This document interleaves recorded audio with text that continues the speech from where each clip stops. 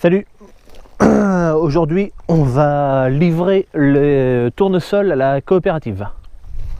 Tu peux remarquer que c'est une nouvelle remorque que tu n'as jamais vue en vidéo. Enfin si, peut-être aperçue derrière à des moments, mais c'est tout quoi.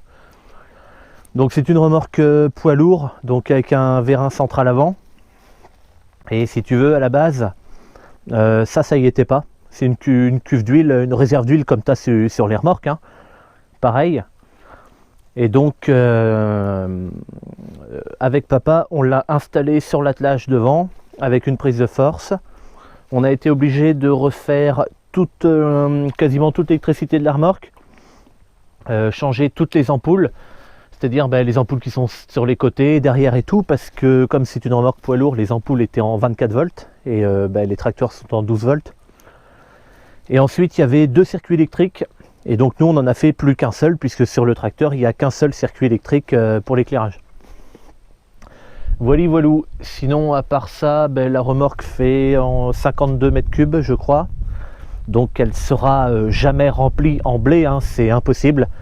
Mais par contre moi ce qui m'intéressait c'était le volume, notamment pour les tournesols. Parce que les tournesols par contre je peux quasiment la remplir jusqu'en haut.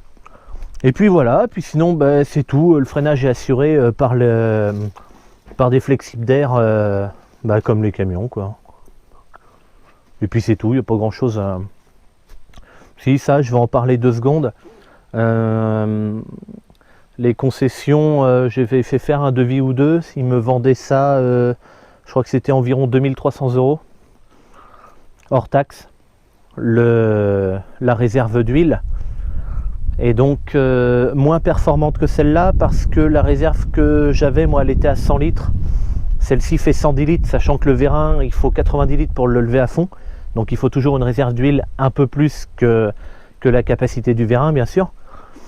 Et c'était une 60 litres minute, alors que ici j'ai 80 litres minute. Donc ça c'est le débit, c'est la vitesse à laquelle va se lever le vérin après. Et je l'ai payé 8 ou 900 € hors taxe. Et donc je l'ai pris sur le site internet Socomi. Voilà, je te l'écris en dessous là si tu veux. Je l'ai pris là, voilà. J'ai pas plus intérêt à leur faire de la pub à eux qu'à un autre, mais je voulais le souligner quand même. Notamment c'est surtout par rapport à la différence de prix pour à peu près la même chose quoi. Ça m'a un peu troué le cul quand ils m'ont annoncé 800 ou 900 € pour ça, alors que les autres c'était plus du double quoi. On va manger comme ça. Allez, c'est parti. Ok, donc sur la remorque, sinon on a fait cet équipement là. Donc ça c'est pour allumer le gyrophare qui est à l'arrière de la remorque. Donc là j'allume également les gyrophares du tracteur, puisque comme c'est une remorque agricole, le gyrophare à l'arrière est obligatoire. Et donc en fait si tu veux avec papa on va rajouter un deuxième bouton, parce qu'à l'arrière de la remorque, il y a des phares en fait pour quand tu fais une marche arrière, un truc pour avoir un peu d'éclairage plus loin. Et donc on va mettre un interrupteur aussi pour pouvoir les allumer et les éteindre depuis ici, et ils seront alimentés par une prise 3 trous normale. Et c'est parti.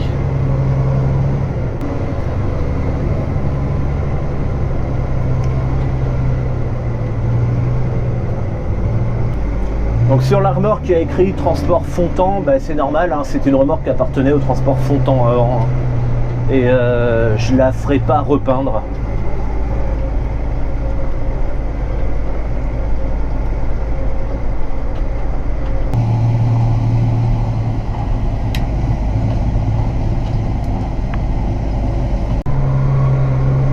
Aujourd'hui c'est le dernier jour de la moisson de tournesol. D'ailleurs j'ai terminé. Je suis venu ce matin, j'en ai le tracteur à côté du champ. Ensuite je suis retourné à la maison, maman m'a ramené. Je suis retourné avec la moissonneuse, j'ai battu mon champ, je savais qu'il logerait la totalité dans ma... C'était pas un très grand champ, donc il loge en totalité dans ma remorque. Et ensuite j'ai ramené la moissonneuse et maintenant je vais livrer et je ramène le tracteur à la maison. Et je me dépêche un peu parce que si tu veux, aujourd'hui on est samedi. Oui c'est ça. Et ils annoncent de la pluie pour 17 h à peu près. Donc là bon il est 15 h. Les nuages commencent à arriver sur le département. Donc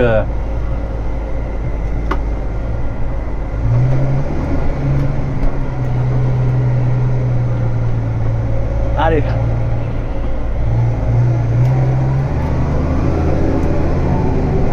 On va mettre le limiteur à 35 à l'heure. Alors avec une remorque comme ça et le freinage pneumatique, j'ai le droit de rouler plus vite, mais 35 à l'heure sur les petites routes de campagne, c'est largement suffisant. D'ailleurs, tu vois, je suis déjà obligé de ralentir, il y a une bagnole qui arrive. Et donc je disais, ouais, comme il va pleuvoir, et puis après, il va pleuvoir donc demain aussi dimanche, et ils annoncent de l'eau quasiment toute la semaine. Et là, mes tournesols, si je les avais pas moissonnés aujourd'hui, peut-être j'aurais pu ne plus les récolter après. J'aurais pas pu les récolter après parce qu'ils auraient été tout le temps mouillés, et puis après il y a une journée de baume, il repleut encore après, et donc tu peux pas moissonner, et puis c'est un champ qui peut éventuellement être perdu, quoi. Donc c'est quand même extrêmement dommage.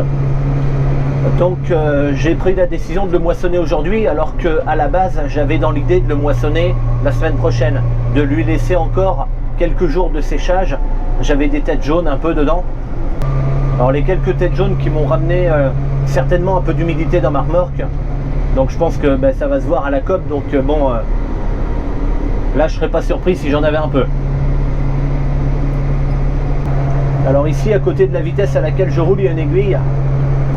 Donc ça c'est l'aiguille de pression d'air qui est obligatoire quand on a un système de freinage pneumatique.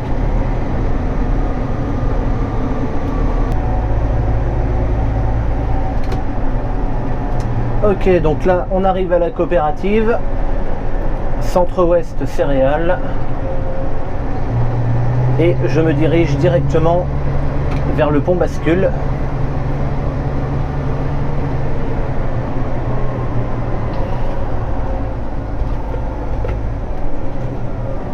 Voilà, donc on y va mollo sur le pont bascule. Le pont bascule, c'est quelque chose qui est vachement fragile.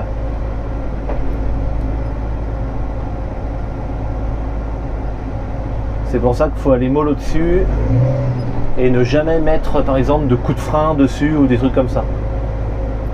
On s'arrête toujours hyper souple.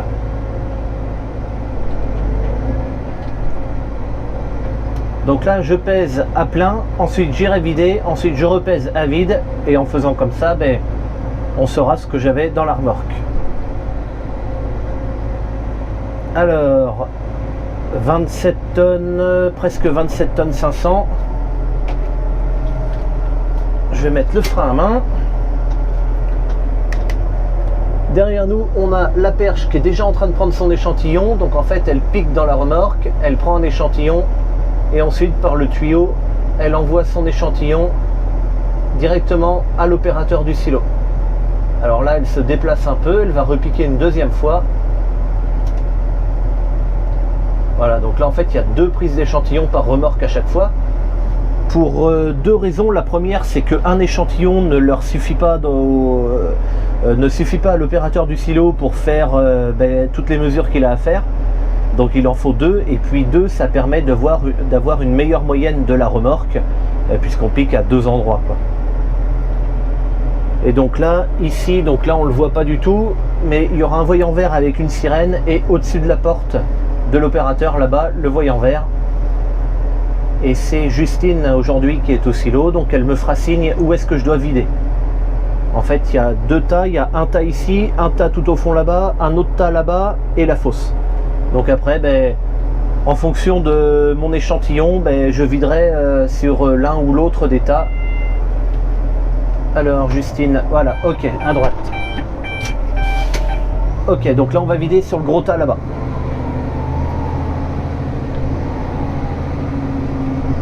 Donc là en fait je vais passer par là, je vais faire le tour du silo et je vais arriver de l'autre côté. Donc là c'est pareil, on descend tranquillement du pont bascule.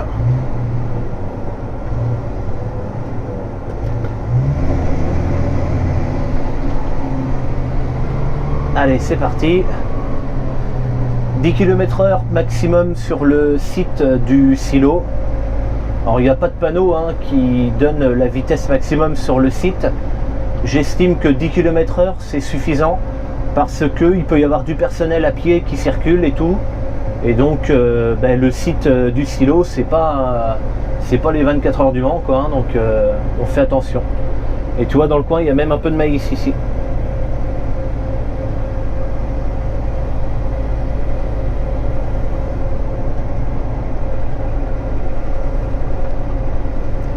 Alors là il y a une case, c'est de la saleté. En fait je pense que là ils doivent mettre les cochonneries quand le trieur du silo est en train de marcher. Donc moi je vide sur ce tas là. Ok, donc on va faire une marche arrière. Donc là d'abord je me mets en place.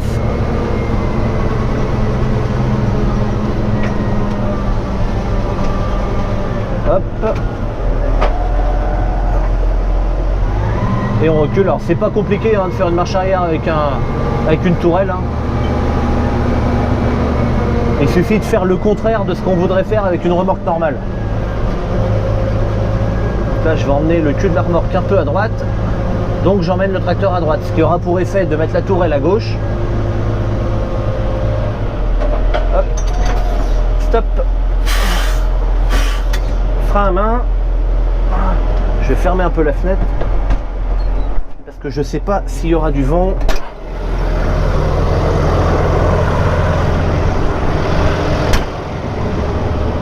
Ok, il y a un truc que j'ai oublié de te dire aussi tout à l'heure. Cette manette là, normalement c'est le système de décompression. La décompression en fait c'est pour faire redescendre la remorque. Normalement c'est une option que je voulais pas prendre parce que avec papa on avait décidé de mettre comme sur la remorque le Bullsh un petit vérin ici puis qui pourrait actionner en fait cette manette.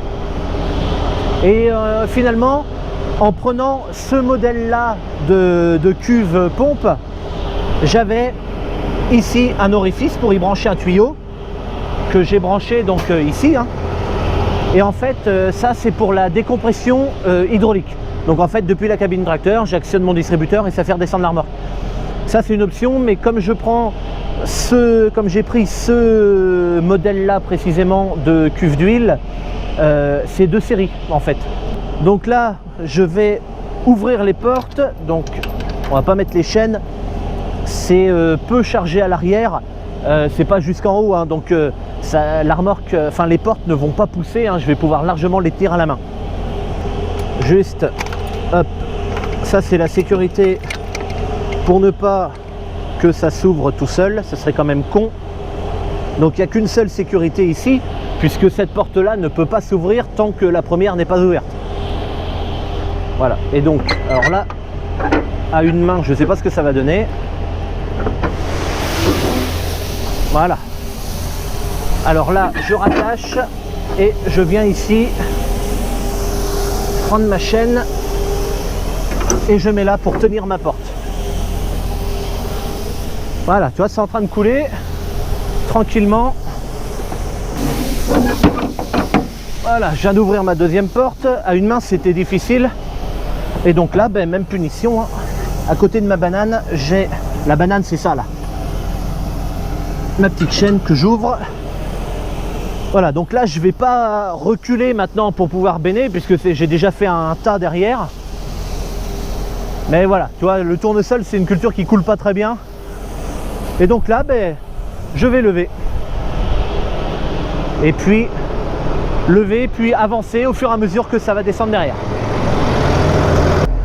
Alors là, hyper facile, je mets ma prise de force, hop, 1000 tours économique. Et j'engage ma prise de force. La prise de force est en train de tourner. Et donc la remorque commence à se lever. Voilà, donc pendant que ça vide, on peut se rendre compte que ma prise de force est à 520 tours minute. Donc en fait, le fait de mettre en 1000 tours éco, en fait, je suis quasiment à fond. Alors à fond, pas exactement. Sur la benne le Bullsh, qui est un compresseur à 540 tours, je laisse au ralenti et puis ça lève comme ça.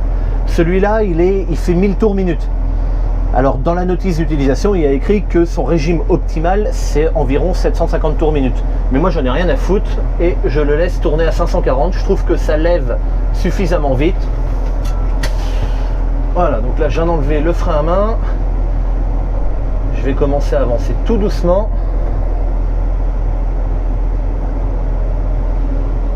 Hop, par petits à-coups. Là ça coule pas mal donc j'arrête. Et dès que je vois que ça commence à couler un peu moins bien, j'avance un tout petit peu et puis ainsi de suite. Donc là, un deuxième élément de vérin qui vient de se lever. Toi que ça lève assez vite quand même, donc bon, c'est pas la peine d'accélérer. Là j'avance un petit peu.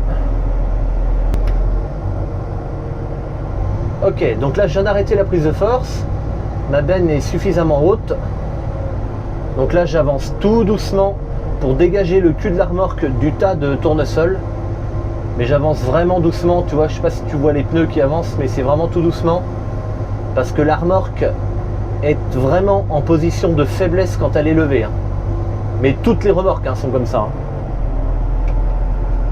Hein. Ok, point mort, frein à main. Voilà. Et maintenant, pour la faire redescendre, eh ben, c'est pas compliqué. Donc je dois activer mes distributeurs, donc ça va gueuler. Voilà, puisque de toute façon ça fait que de gueuler dans cette bordel de cabine. Et j'appuie sur mon distributeur 1. Et voilà. Et là la remorque est en train de descendre. Allez, maintenant il faut aller en bas.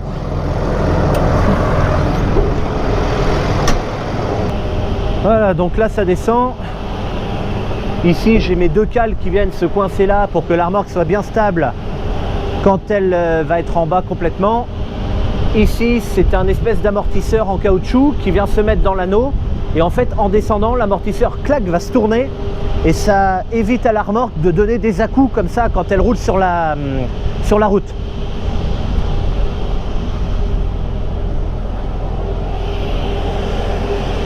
Voilà. Ça a bien tombé dedans, impeccable. Donc là, ce qu'il faut que je fasse par contre, c'est que j'enlève ça qu'il y a sur le pare-choc.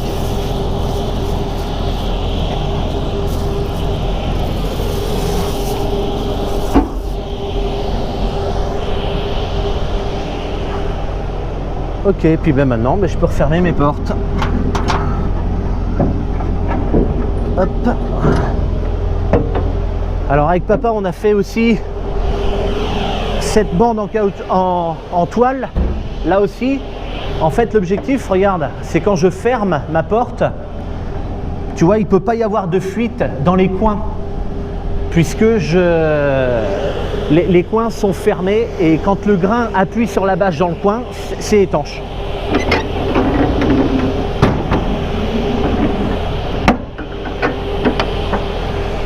Hop là, donc là il y a 2-3 modifications encore à faire que j'ai pas fait, notamment au niveau des disques de vitesse, puisque maintenant c'est une remorque agricole, donc je n'ai plus à avoir ces disques de vitesse là.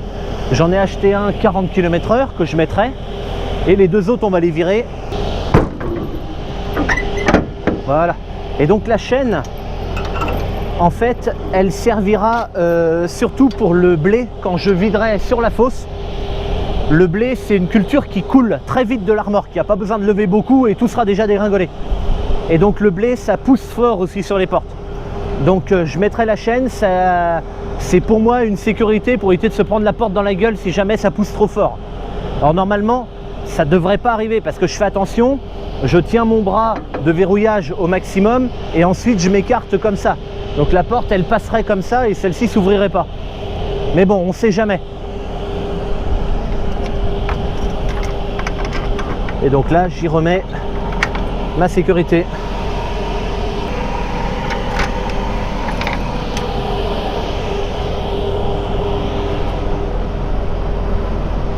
Allez, puis maintenant on va peser à vide. Voilà, donc là je viens de m'arrêter sur le pont bascule à vide. La pesée se fait très rapidement puisqu'il n'y a pas de prise échantillon à faire. Et donc après j'irai me garer devant le godet là-bas sur le côté et j'irai chercher mon bon de livraison.